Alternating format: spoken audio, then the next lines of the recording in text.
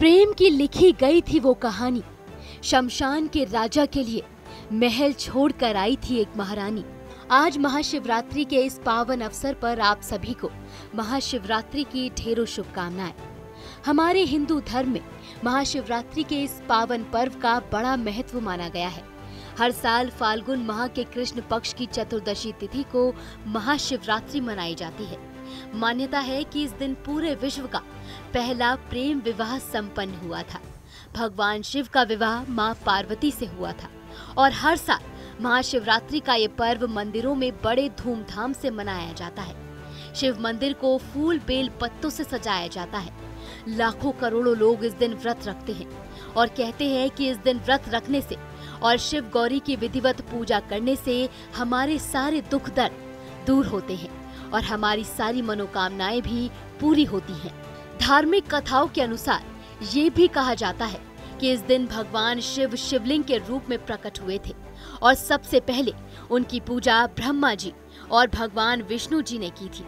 वैसे तो इस दिन से जुड़ी काफी लोक कथाएं प्रसिद्ध हैं, लेकिन आज हम शिव पार्वती के अनंत प्रेम, एक दूसरे के लिए उनके संघर्ष के बारे में आपको बताएंगे। पौराणिक कथाओं के अनुसार मां पार्वती ने शिव की अर्धांगिनी बने रहने के लिए अनेकों जन्म लिए। सबसे पहले माता सती के रूप में आई। सती प्रजापति दक्ष की पुत्री थी। वो बचपन से ही भगवान शिव की भक्ति में लीन रहती थी। उन्होंने भगवान शिव को अपने पति के रूप में पाने के लिए सच्चे मन से उनकी आराधना की, जिसका फल उन्हें प्राप्त भी हुआ और उन्हें शिव पति के रूप में प्राप्त हुए। लेकिन राजा दक्ष भगवान शिव को अपनी बेटी के लिए एक योग्य वर नहीं मानते थे। अपने पिता के विरुद्ध जाकर माता ने भगवान शिव से विवाह किया था और एक दिन राजा दक्ष ने अपने महल में यज्ञ का आयोजन किया, जिसमें उन्होंने भगवान शिव और माता पार्वती को आमंत्रित नहीं किया। माता पार्वती को जब यज्ञ के बारे में पता चला तो उन्होंने भगवान शिव से वहां चलने की जिद की, लेकिन आमंत्रित न होने के कारण भगवान शिव ने वहां जाने से इनकार कर दिया।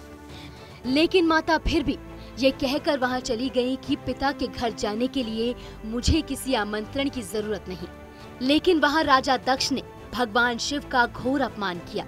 अपने पति का इस तरह अपमान सुनकर माता सती ने यज्ञ स्थल में ही अपने प्राणों की आहुति दे दी। माता सती ने अपना शरीर का त्याग करते हुए संकल्प लिया कि वो शंकर जी की अर्धांगिनी बनने के लिए फिर से जन्म लेंगी। इसके बाद माता सती ने पर्वतराज हिमालय की पत्नी मेनका के गर्भ में जन्म लिया। पर्वतराज की पुत्री होने के कारण वे पार्वती कहलाईं और भगवान शिव को पति के रूप में प्राप्त करने के लिए माता ने वन में 14,000 वर्ष तक कठोर तपस्या की। अनेक वर्षों तक कठोर उपवास किया और तपस्या के दौरान भगवान शंकर ने माता की परीक्षा लेनी चाहिए। शंकर जी ने सप्त ऋषियों को माता पार्वती के पास भेजा, जहां उन्होंने माता को समझाया कि शिव जी औघड़, अमंगल, वेशधारी और जटाधारी हैं। वे तुम्हारे लिए उपयुक्त वर नहीं हैं। उनके साथ विवाह करके तुम कभी सुखी नहीं रह सकती। साथ ही माता पार्वती से ध्यान छोड़ने के लिए भी कहा, लेकिन माता ने उनकी एक नहीं सुनी। वो अपने ध्यान में दृढ़ रहीं। आखिरकार मां पार्वती की दृढ़ता को देखकर सप्त ऋषि प्रसन्न हो गए और उन्हें सफल मनोरथ होने का आशीर्वाद भी दिया और मां पार्वती को महादेव उनके पति के रूप में प्राप्त हुए। मां पार्वती ने तपस्या की तो वहीं भगवान शिव ने उनकी प्रतीक्षा की। जिद मां पार्वती की थी और भगवान शिव ने उस जिद को स्वीकार किया।